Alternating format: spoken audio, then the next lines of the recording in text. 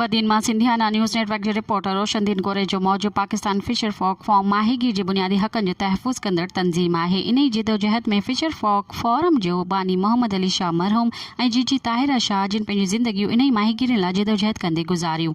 संदन फर्ज़ंद Pakistan Fisher Fock form जो मरकज़ी चेयरमैन मेहरान अली शाह पंहिंजे माउ पीउ जे नक्श क़दम ते हलंदे माहीगीरनि जे हक़नि लाइ उहा ई जिदोजहद जारी रखियो अचे।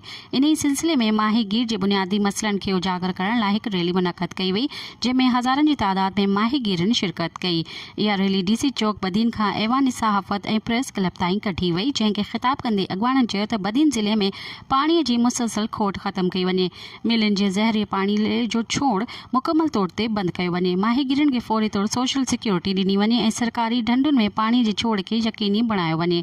रैलीअ में ज़िले बदीन जे हज़ारे माहीगीर औरतुनि, मर्दनि ऐं ॿारनि शिरकत कई।